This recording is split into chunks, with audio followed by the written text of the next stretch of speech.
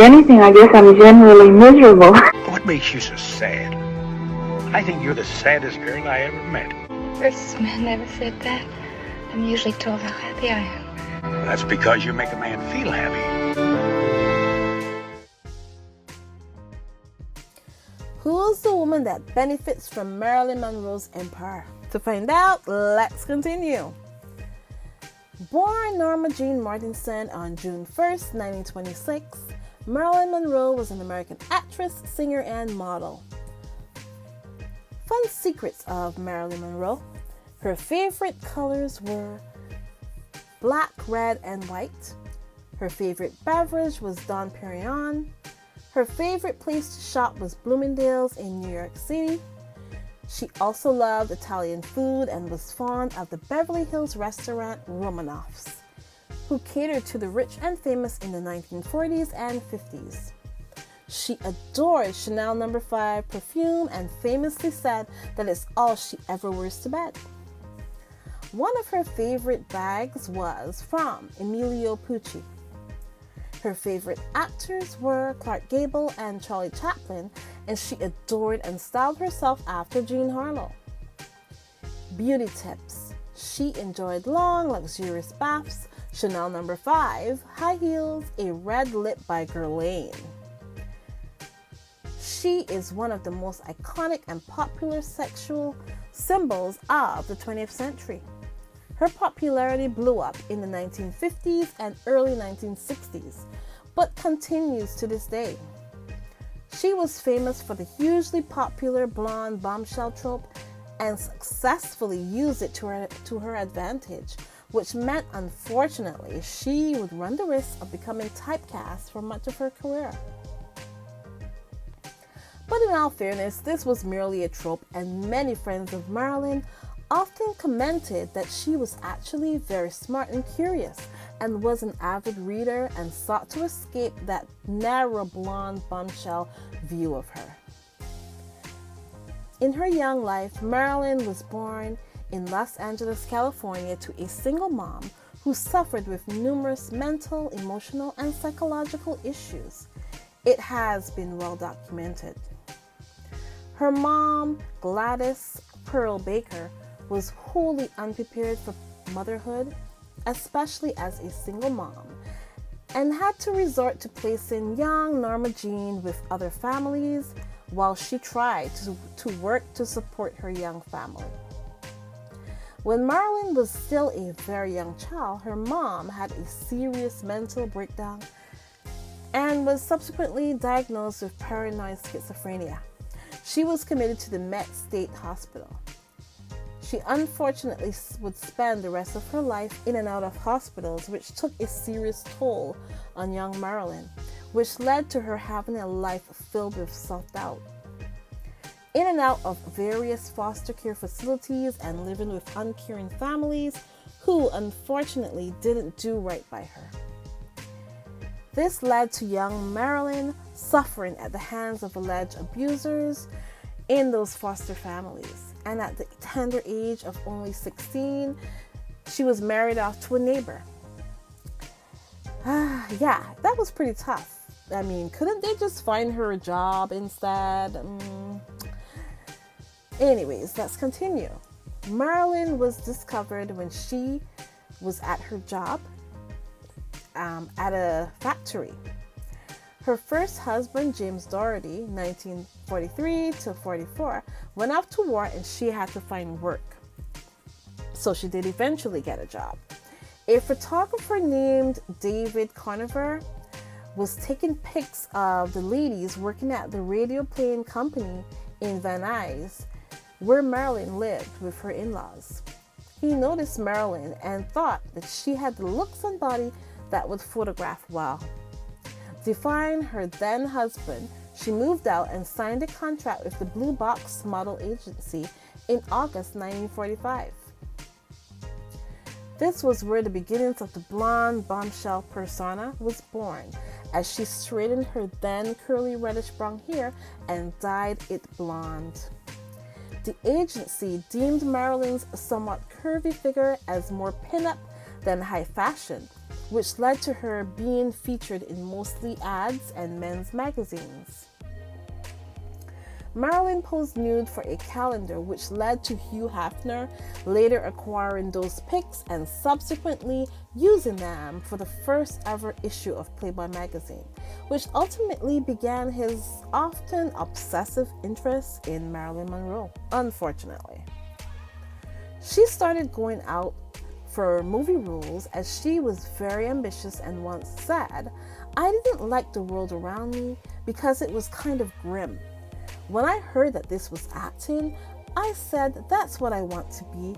Some of my foster families used to send me to the movies to get me out of the house, and there I'd sit all day and into the night up in front of with the big screen, a small little kid all alone, and I loved it." Unquote. That's heartbreaking. She was left alone to fend for herself all day. Yeah. Some of her marriages were to James Doherty, that was her first husband, Joe DiMaggio, and playwright Arthur Miller. Rumored affairs. Some of the rumored affairs were, apart from her husbands, the Kennedy brothers, Jerry Lewis, Marlon Brando, Frank Sinatra, and there were even a few more as well. There were also rumors going around that Marilyn had become intimately involved with several other actresses, including Marlene Dietrich, Barbara Stanwyck, even her drama coach, Natasha Lytes.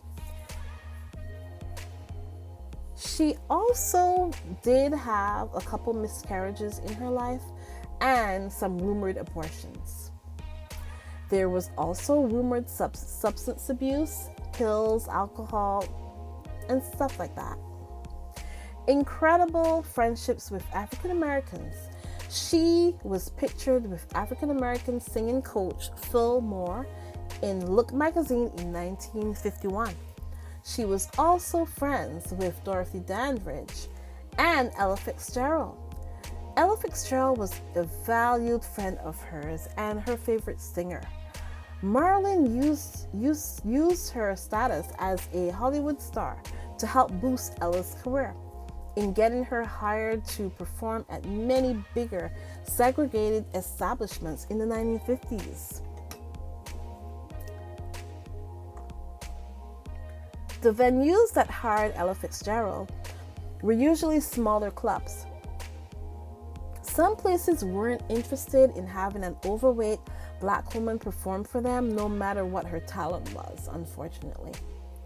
Fitzgerald reportedly once told her press agent, "I know I make a lot of money at the jazz clubs I play, but I sure wish I could play at one of those fancy places." Marilyn would spend hours listening to Fitzgerald's recordings, and in November 1954, she got to see Fitzgerald perform in Los Angeles. The two became friends, and when Monroe learned of Fitzgerald's inability to get a gig at the Mocambo, a famous LA nightclub, she decided to help. Dorothy Dandridge and Eartha Kitt had already performed at the Mocambo, so Fitzgerald wouldn't have been the first African American to sing there, but the club's owner felt that the heavyset Fitzgerald lacked the glamour to draw crowds. So Monroe approached him with a proposition.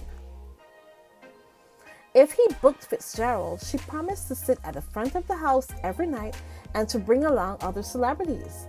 Monroe made it clear of the amount of publicity this would garner. So the club owner agreed to hire Fitzgerald for a couple of weeks in March 1955. During Fitzgerald's run, Monroe kept her word to sit up front, and Frank Sinatra and Julie Garland showed up on the opening night. However, such celebrity firepower wasn't even necessary because Fitzgerald's performances sold out, and the owner even added a week to her contract. The successful engagement changed Fitzgerald's career trajectory, and she later told Miss Magazine that after that, she never had to play a small jazz club ever again, following her success at the Mocambo. She booked big venues and also returned to the Mocambo. Not every location treated her equally due to the color of her skin. Some expected Fitzgerald to enter through a side door or a back entrance rather than the front. When Monroe became aware of this, she again supported her friend, according to Fitzgerald's biographer, Jeffrey Mark Monroe. Marilyn went to Colorado to see Ella Fitzgerald perform. Once there, she saw her friend ushered away from the front entrance. Monroe refused to go inside unless both her and Fitzgerald were allowed through the front doors. The movie star got her way, and some of Fitzgerald's performance spots started to treat the singer with the respect that she deserved. Monroe and Fitzgerald were friends for years up until her untimely death, although their friendship wasn't widely reported on because of the nature of the times they lived in. Marilyn was definitely ahead of her time and pushed against all manner of social and societal norms. Marilyn's father's identity was confirmed in 2022 by DNA evidence as Charles Stanley Gifford. Francine Gifford Dear is a relative of hers. Men's obsession with her. Hugh Hefner famously brought the crypt next to her and is now buried there. Joe DiMaggio originally brought both crypts for him and Marilyn, but apparently sold his to Richard Poncher at probably a very high profit. Apparently, the obsession was real because Poncher apparently threatened his wife that if he was not buried directly facing downward in the crypt above Marilyn, he would haunt her till time immemorial. Apparently, Richard Poncher's wife has decided that she wants to move his body and sell the crypt. However, it is still available on eBay and has reached $4.5 million in recent years. However, Richard Poncher is still buried in the crypt directly above Marilyn Monroe, facing her face down. Very creepy. Her iconic movie career. Gentlemen prefer blondes, Some Like It Hot, The 7-Year Itch, The Misfits, Niagara, Bus Stop, and How to Marry a Millionaire, and River of No Return. I could go on and on. She has been in a lot of movies. And now, let's talk a little bit about the Kennedys. Marilyn was famously linked to both John and Bobby Kennedy. Marilyn famously sang Happy Birthday to You to President Kennedy mere months before she was unfortunately found passed out in her bed. She wore a sultry skin-tight gown, and she sang in her famously breathy tone in one of the most iconic moments in her career.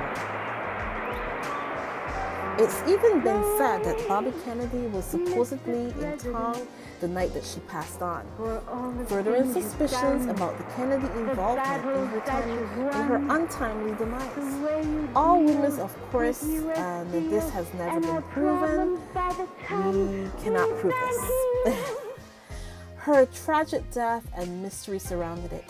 Marilyn died on August 4th, 1962 of a suspected barbiturate overdose. She was at her home on 5th Helena Drive in LA. Countless mysteries have surrounded her death over the years, including suspected M or S, especially because of her rumored affairs with the Kennedy brothers and that they seemingly used her and cast her out. Her incredible legacy. Marilyn Monroe is not only a performer who defined the period in which she was alive, but has continued to dominate the spotlight across all generations. With countless TV and big screen movies, and the recent Netflix movie 2022's Blonde, which was nominated for an Academy Award.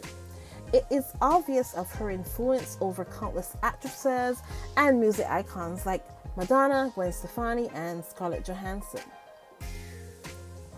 Monroe started the wave of women using their sensuality as a tool in films. Her image has become a huge moneymaker in the industry. Her net worth at death was around $800,000, or by today's standard, about $7 million. It, however, dwindled to $370,000, about $3.4 million, after all her expenses were taken care of, at her unexpected death at only 36. Decades after her death, the world is still trying to commodify Marilyn Monroe. Countless parties are still trying to take ownership of her image and identity.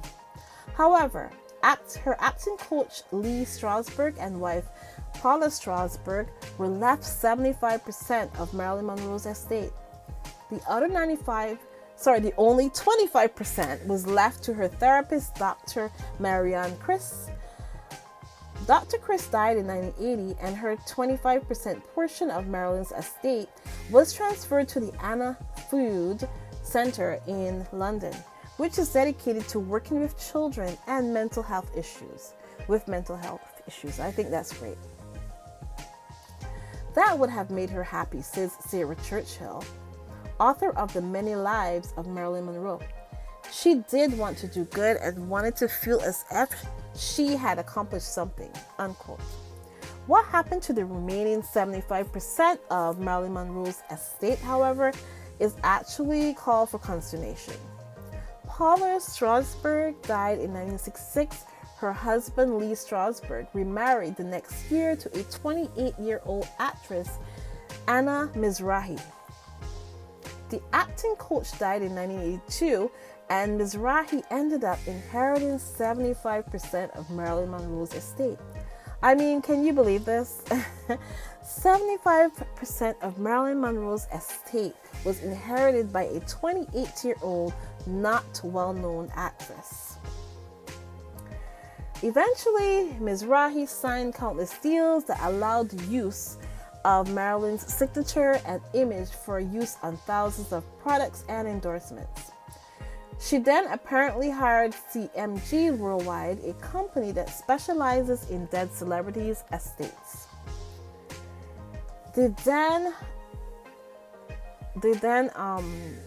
leveraged lots of companies like Coca-Cola, Mercedes-Benz, clothing, giftware, fragrances, collectibles, paper products, all kinds of things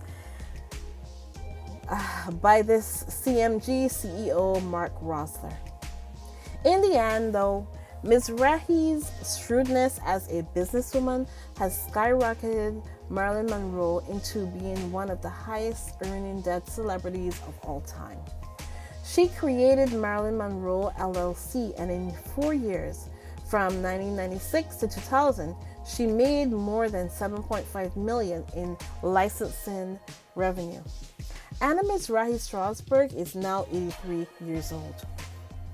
Marilyn Monroe has made more than 33 acting credits to her name, with a career lasting over 15 years. Marilyn Monroe has become one of the most influential and iconic actors in Hollywood history, and her influence has lived on to this day.